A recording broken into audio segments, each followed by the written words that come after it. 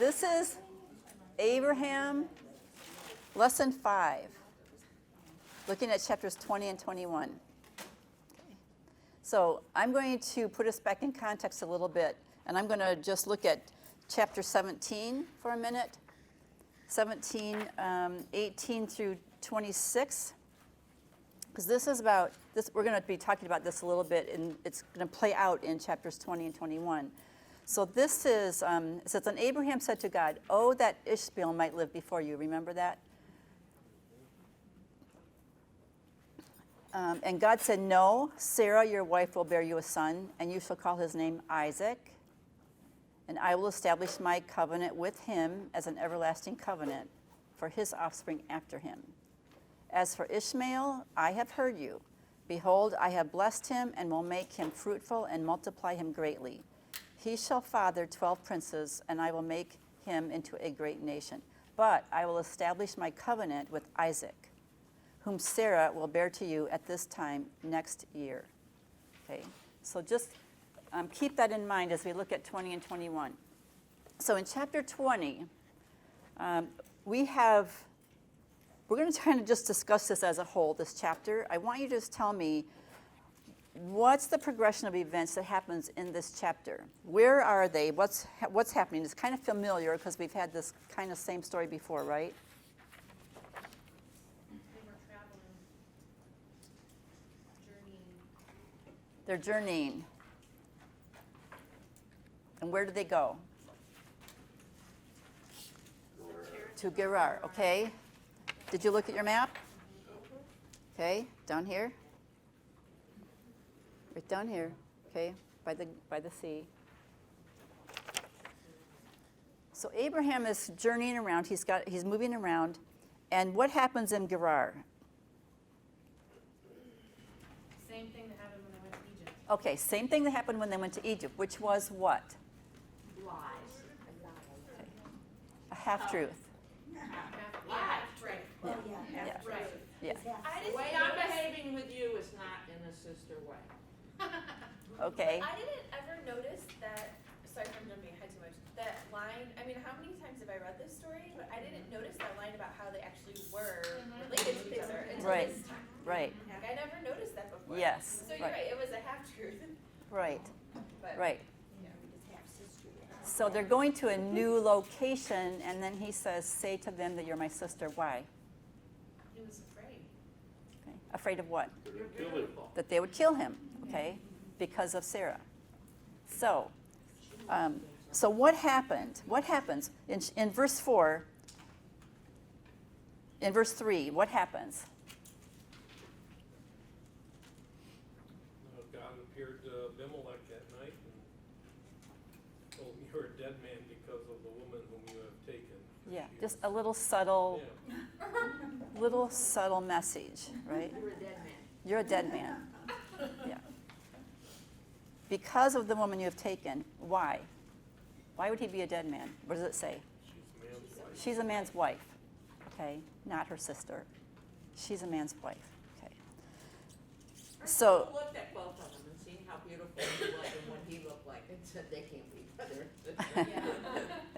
we don't know that, yes, yes. But, okay, so what happens then? What's Abimelech's response to God? Are you gonna do this even though we're innocent? Yeah. He was like, I didn't know. Yeah, I didn't know. So are you going to kill an innocent people? Does that remind you of anything that we looked at with Abraham in chapter 18? Yeah, when Not fair. yeah, when about Sodom and Gomorrah, and he said, "But if there are 10 righteous people, would you still destroy?" And now you've got Abimelech asking the same question, kind of, would you kill innocent people because we didn't know, I didn't know this.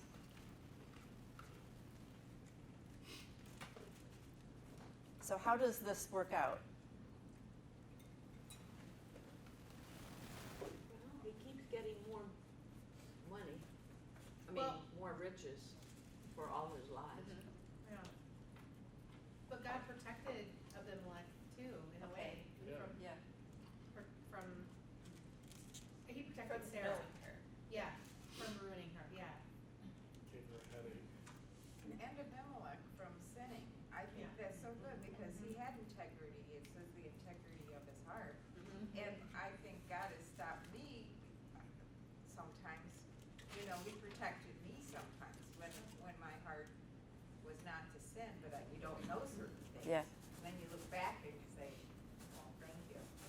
Yeah. So you're saying that this kind of applies to us today? The same thing? Oh, yeah. Yeah. Yeah. So what we're learning here are things about God, right? What does he do? He protected Abimelech from sinning, from becoming a dead man. And he protected Sarah. Why did he protect Sarah? Why was he protecting the promise? Yeah, the promise. The covenant is going to come through who? Through Sarah. And her son, who will be born about this time next year. Okay? So we're very close to the time that Sarah would be having Isaac. So, and when you put that in perspective, it's like, yeah, what would have happened if God had not intervened there? She could have gotten pregnant by Abimelech. and- Right, right, right. Yeah. So, right. So keep in mind the promise that's being fulfilled all the way through this and why God is acting in this way to protect Sarah and Abimelech. So he protects her because the promise of Isaac coming through Sarah. And then look at 8 through 10. What does Abimelech do with Abraham? He confronts him. Yeah, he confronts him. Yeah, this is really interesting. These few verses. He confronts him. So 8 through 11. 8 through 11. Let's just look at that.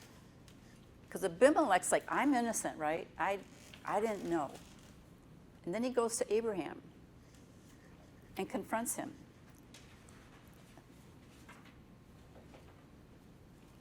He called Abraham and said, "What have you done to us? What have you done to us?"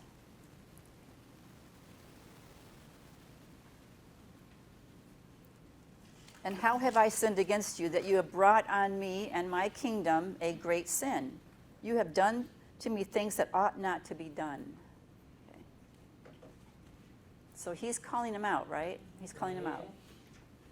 And who's the godly person here? Okay.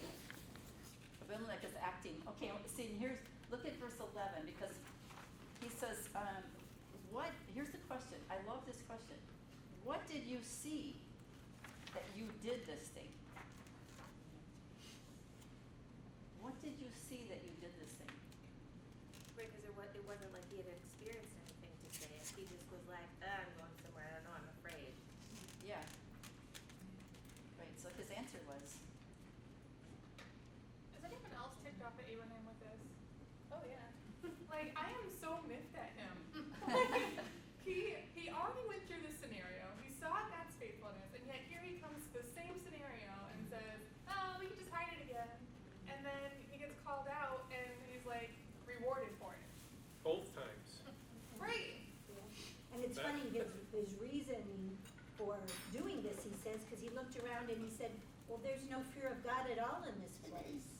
So he's kind of judging them. They don't seem to fear God, but yet he's not fearing God by telling this lie.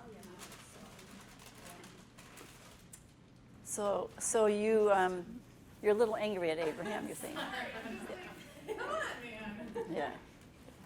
Right. Anyway, I know we do it too. What? We do it too?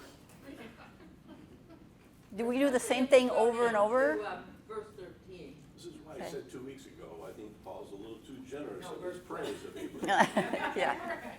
Yeah. Well, and Abraham is getting to the place of, which we're going to see in the next chapter. Yeah. Okay. But you can see his faith. But there's only one perfect God.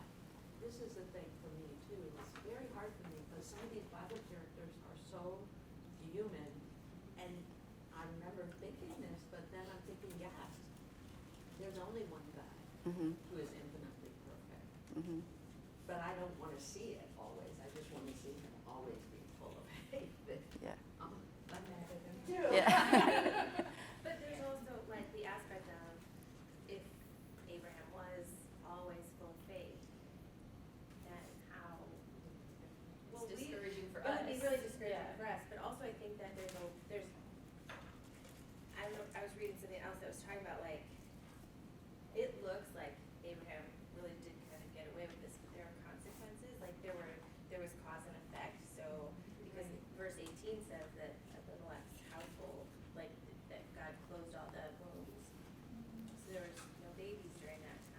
Mhm.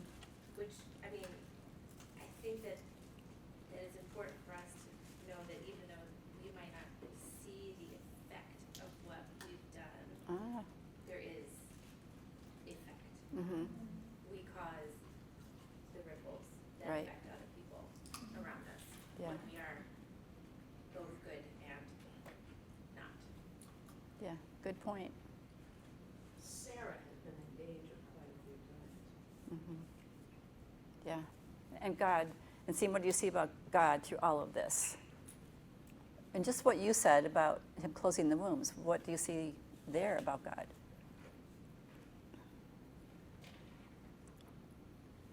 But Abraham prayed and then God healed Amalek and Mm-hmm.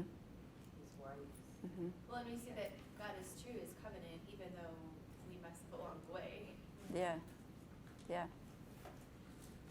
He uses us to pray, I guess, so that he can heal, what if Abraham didn't pray? But Abraham prayed. yeah. See, Abraham prayed. Go back a few verses, and what did God say to Abimelech? Let me find it. Because he said, Abraham, verse 7, return the man's wife, for he is a prophet, so that he will pray for you, and you shall live. And then Abraham prayed for Abimelech. And God healed his wife and all of the females whose wombs he had closed. He now opened them. That's so neat. Yeah, it's so neat.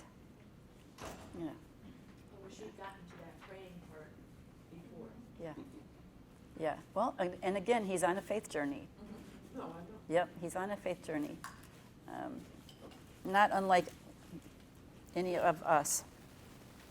But in the end, in verse 14, Abimelech gives sheep and oxen and male servants and female servants to Abraham, and he returned Sarah. And he said to him, behold, my land is before you, dwell where it pleases you. Okay. Why would he say that? What is he doing? Why is he doing it? Didn't want to die. Yeah, right. Exactly. So now where's the fear of God? Abraham says, I don't think there's any fear of God in this place. Okay. But what does Abimelech see about God here? This man is a prophet, and I fear God, so I'm going to make peace with him. And he's saying, because remember, he's in a new land. He's not been there. He's not in the sea. No, he's over here. Yeah. So now the king is saying, God is with this man. So here, take this, and you just live in my land. Just don't mess with me. Don't put me in situations like you just did.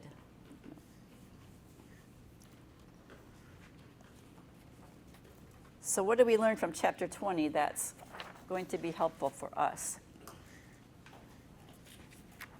Well, Sarah's like 100 years old and she's gonna have a baby and she's still desirous to other men, so she should have started her own line of cosmetics.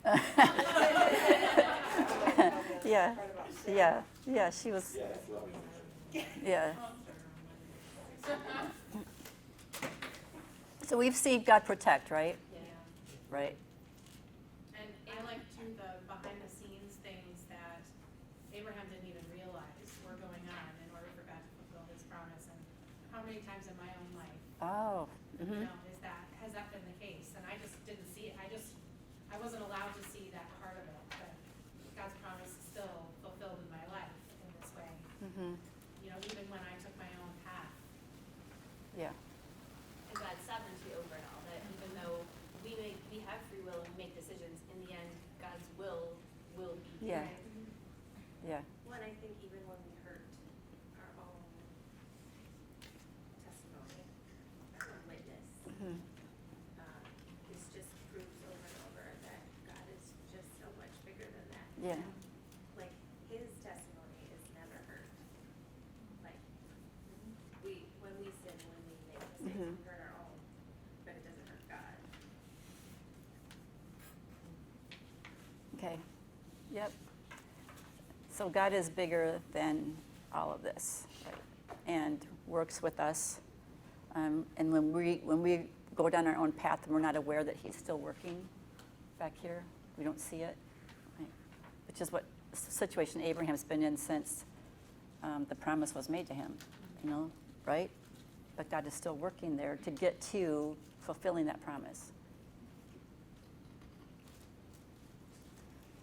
All right, let's look at chapter 21, because it's going to happen.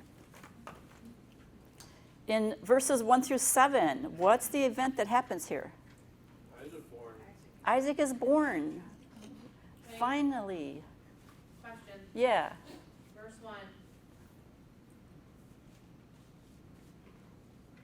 It's a little confusing. Seems a little What's- like what's- Mary- Seems a little like Mary, Oh. the mother of Jesus. Oh. Well, what did we just see at the end of this other chapter about who opens and closes wombs? Yeah, Okay. Okay? Mhm. All right. yeah, because she thought she was too old to have a baby, so Mhm. God had to enable her to carry a child. Right. So, As he said he would, at the time he said he would. Right. It's just usually the Bible's clear about who the father is. Well, and who is the father? Well, it's supposed to be Abraham. Well, in verse 2, And it Sarah says- conceived Sarah and bore conceived and bore Abraham a son. Okay. Okay. I mean, that's just verse. Okay, and back a few chapters, God said, it might even have been in 17, when he said, you will have a son from your own body, right? Right. From your own body. Well, and also if you take away the chapter mark, Yeah, it says, for the Lord has closed fast into the household of Ed, because, Abimelech. Abimelech. Yes, I'm sorry, where are you, Courtney? and in, verse 18 and 20. If you read it, Oh, okay, Then- together, right, Then the right, Lord said, right, oh, okay. right, Good right. one.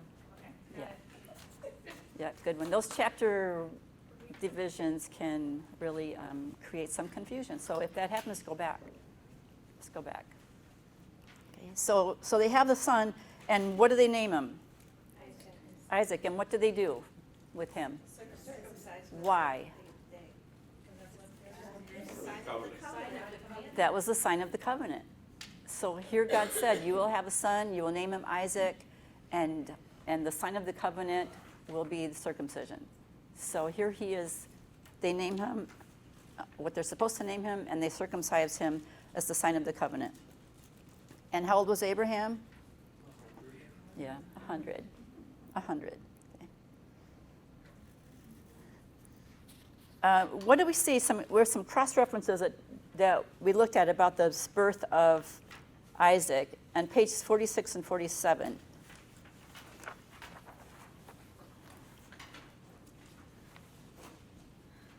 We're looking at Hebrews 11 and Romans 4. And we just want to see how do these verses, New Testament verses, relate back to the birth of Isaac.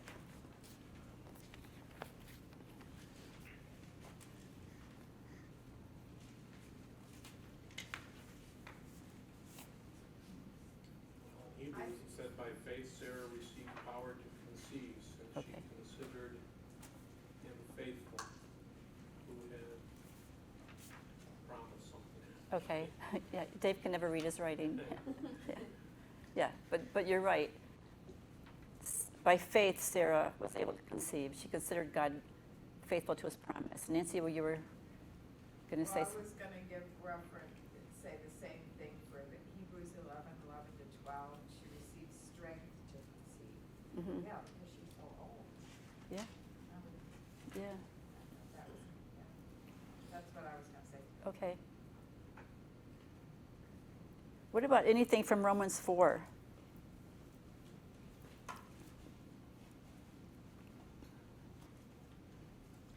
God was able to do what he had promised. Okay. God's able to do what he had promised. So these are New Testament looking back at the Old Testament promise and the fulfillment of it. Anything else from Romans 4?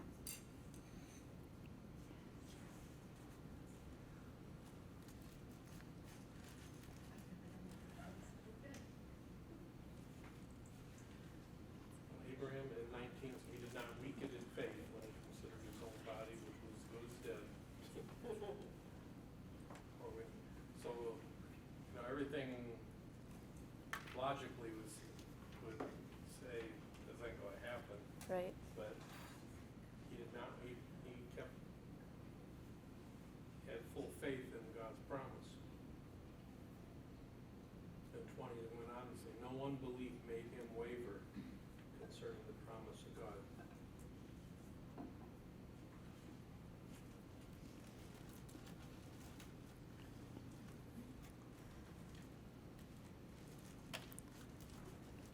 We talked about before about how in all of this, his journeys and how he had not seen a miracle. They had not seen a miracle, right? So now what? Have they seen a miracle with the birth of Isaac, considering their bodies were as good as dead, right? So now they've seen a miracle. So what do you think that does for their faith? He's never gonna call her his sister again. Yeah, right. Hopefully he'll never call her sister again, right? Right. You see, in that whole episode, he was forgetting that promise that, God would protect him if this was going to happen. If God was going to give birth through Sarah to Isaac, then he would protect her. I think some of it, what we're talking about, that thing about calling him sister, it's that almost you want him, I'll take it to me, I want him to be so perfect that he's filled with this faith, that it isn't a work, Yeah. an ongoing work of Mhm. grace in his Mhm. life. So that, then I would maybe have excuse, in Mhm. my own walk Oh, of right, faith, to say, right. well, I'm not Abraham, so what do you expect? Yeah. And, this is a great story for me that actually we are Abraham. We are people who, I am that person Yeah. who, after all these mistakes and not exactly getting it right or fully understanding it, God still wants to do a miracle for me. Right. And I'm Right. so grateful. Yeah. Yeah. Why does Paul paint such a different picture in Romans? About not wavering and I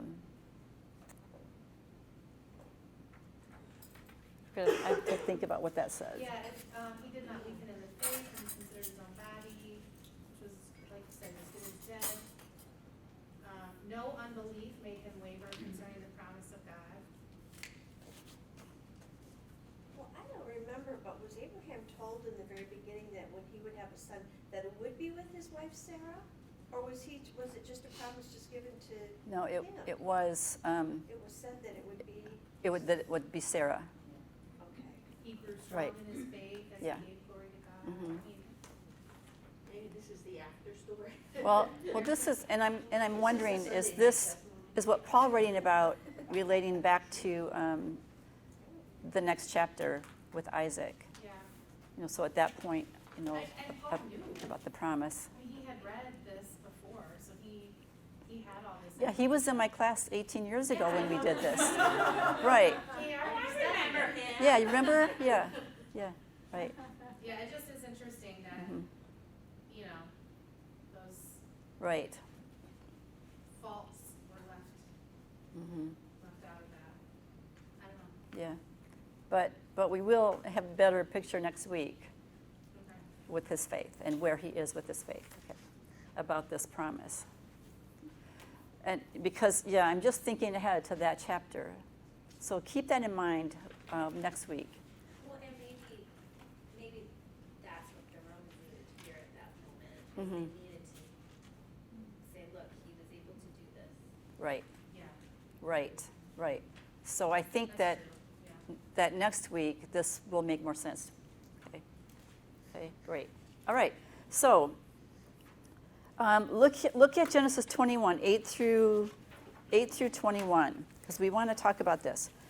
8 through 21, because we're going to get into this little story of what happens after Isaac is born, and then when he grew and was weaned, verse 8, there was a feast that day. And what happened? What happened at that time?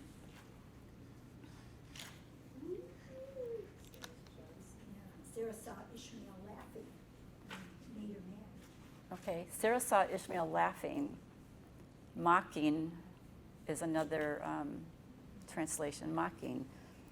And made her mad. So what did she say? What did she do? What happened? She asked Abraham to send them away. Why? She demanded it. Yeah. The son of this name will not be an heir with my son. This son will not be an heir with my son. I still keep thinking, Sarah sounds like a really easy woman too. This is her idea. Yes, it was her idea. And she'd previously been given permission by Abraham To to treat- do whatever she yeah, wanted to with right. it. Right. She didn't do Abraham it. listened to her, she had some authority in She's that. very I beautiful thought in was an old age. issue, but no, Yeah. I can imagine her living with Sarah. She was not an Okay. easy woman too. Okay, all interesting, okay, but we have to keep the big picture here. Say, of, yes, we do. Yes, we do. Because Sarah says he will not be an heir with my son, okay? What did it say in 17 about Isaac? The covenant will be through him, okay? But she waited till Isaac was born to make an issue of it. Okay, 13 years she waited. 13 years. Okay. So now, And she's living with the consequences of the decision she made to try it. yeah, now she has a teenager, maybe that's why she's send him away. So let's look at this. We're going to look at a broader picture of how this all fits into, because we see that in Galatians. But so she sends him away because he will not be the heir with her son. It's like one of the translations says, like, will cast her away, cut her off, divorce her, totally separate, because he will not be heir with Isaac. Okay, so how did Abraham feel about that? He was displeased. Yeah, it was his son. Right, Yeah. right. That's my son. That's my son. But, verse 12, but what did God say to Abraham? Do whatever Sarah says. He sided with Sarah. Yeah, But I think he also is sort of comforting him, like, don't worry, I got it, I'll take care of it. mhm. Yeah. Yeah, because what does he say? Yeah, because he will make a nation of his son and his seed also. I will make a nation of him, which is what he said in chapter 17. Okay? And he will have 12 sons. Okay? So you see him, God, fulfilling the promise all the way through. So he says, don't worry, Abraham. Listen to Sarah. Why? Why listen to Sarah? What is she saying? It's telling him the right thing to do. What She's about the saying covenant? you will not be an heir of Right. the covenant. Right, right, right. Probably not with the right tone. Maybe not with the right tone. Yeah, but Wasn't it said earlier too, if they're in the house of Abraham, they're part of the covenant? So she's trying to divide him from the house, so he's not a part of that covenant. mhm. Oh, that's true. But Oh. he's circumcised too, Yeah. so that's also part of the covenant. But now that the heir is born, it's God says it will be through Isaac. Yeah. So and God says, listen to Sarah. Don't worry, I'll take care of Ishmael. Okay? Because how did Ishmael even come into existence? Right. Listening to Sarah. Yeah, Sarah. You know. Always the woman's But fault. Eve, Sarah. yeah, but It was, remember, they was both trying to figure out how to have an heir because God said, you will have one. And Abraham said, well, just this servant in my house, he'll be my heir. And Sarah's solution was, take Hagar, we'll have an heir that way. Okay, because they're trying, it's like you were saying, Heather, they're not seeing what God is doing in the background. So they're trying to go their own path. So now you've got Ishmael, and God's like, I will still take care of him. This is not what I intended, okay, but I will take care of him. So Abraham sends them out. But he takes care of them. Mm-hmm. He makes sure they have water. Okay? So they're out in the wilderness, Yeah. and what's happening? She ran out of water. Okay, they ran out of water. And they're dying. And then how does God intervene? Hagar's crying, and then the angel comes to Hagar and says, "Don't worry, because God has heard the voice of the boy." And then all of a sudden, they can see a well. Okay. The well. So God shows them where the water is. All right. So we have Sarah, we have Hagar, we have Isaac, and we have Ishmael. Okay. Now let's look at page 49, Galatians 4, 21 to 31, and see how Galatians gives us a better picture of what this all represents. Okay. So what do we learn from Galatians 4, 21 to 31? He says this is an allegory, right? So who do we have? Who are the people? The women. Hagar and Sarah. Okay, and Hagar is the bondwoman, right? And Sarah is the free woman.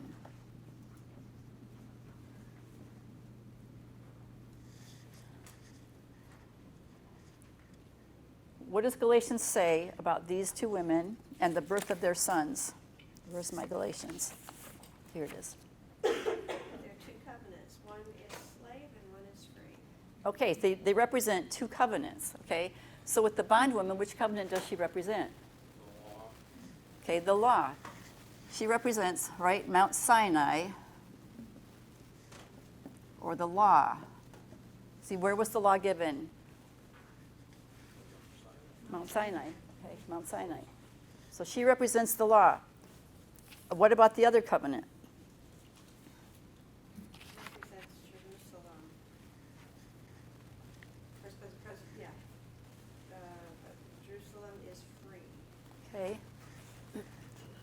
So we have the old covenant, and the new covenant. And the new covenant, is it by law or? Okay, by faith.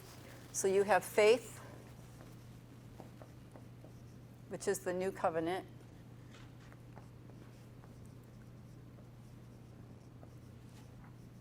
What else does it say about them?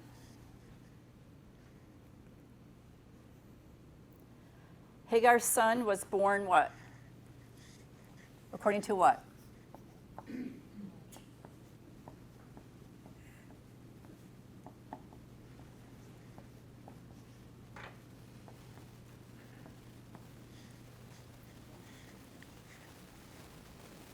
Verse 23, but the son of the slave has been born according to the flesh. Okay? While the son of the free woman was born how? Promise. Okay.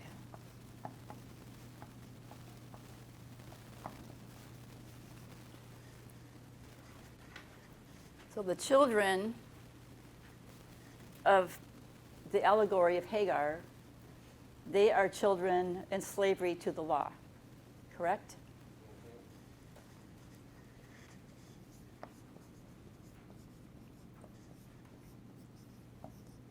But the children born of the promise They're free. They are free according to the Spirit.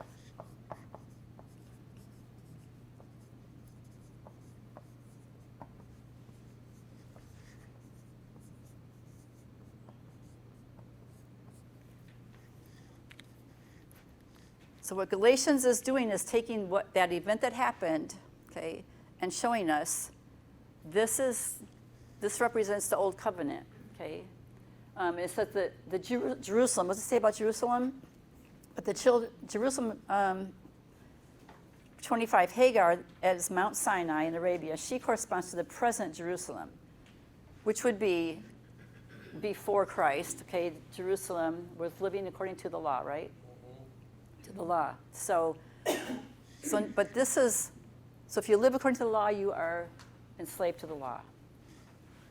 When you believe in Jesus Christ, so what we have here is, once you believe in Christ, then you are free.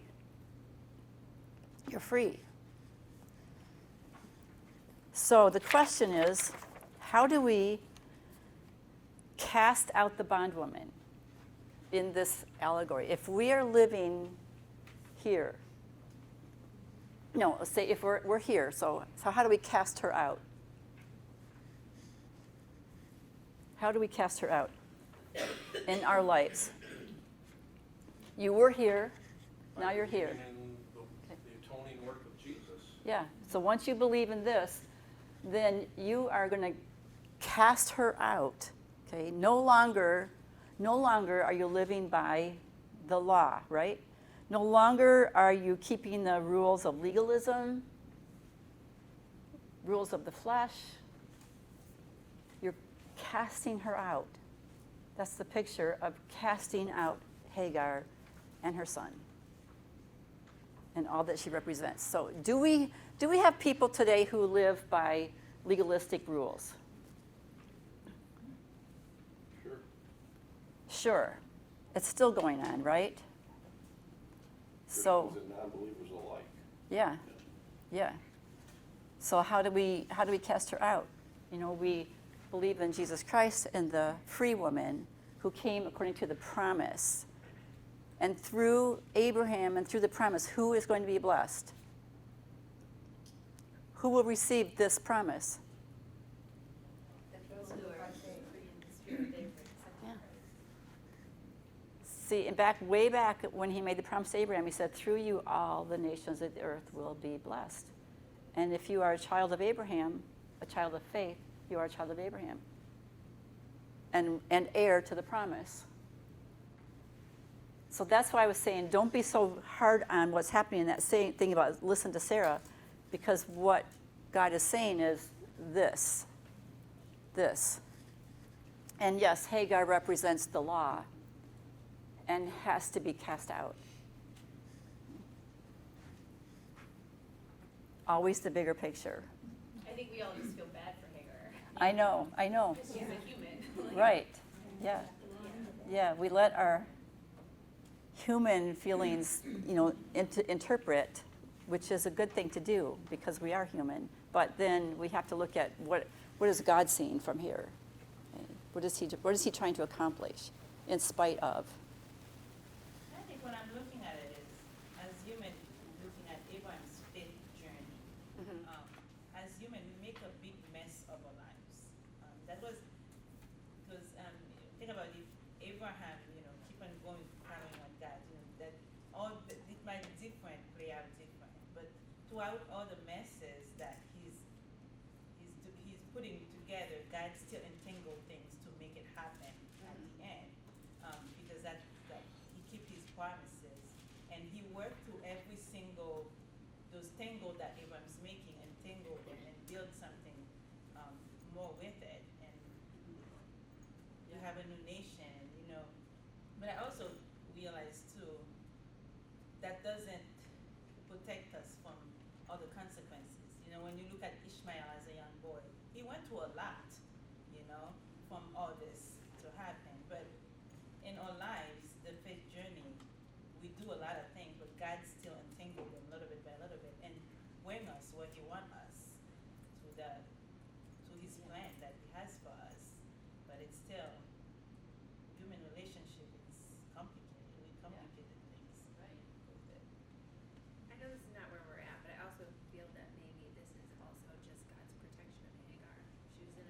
she was in a yucky situation to begin with. Sarah wasn't treating her well. Yeah. And I just feel like it was God's way of saying, I'm gonna give you your own life. Mhm. Yeah, and he did give Hagar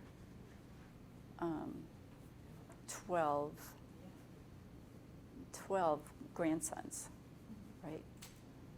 Right, who would care for her and take care of her. Yeah. So he did take that mess, and bless it, and today is like we're still in that mess. But is God still working? Does God still have a plan? Is he still sovereign? Yeah. We just don't see maybe sometimes how he's working, but he is, because he has eternal life in mind.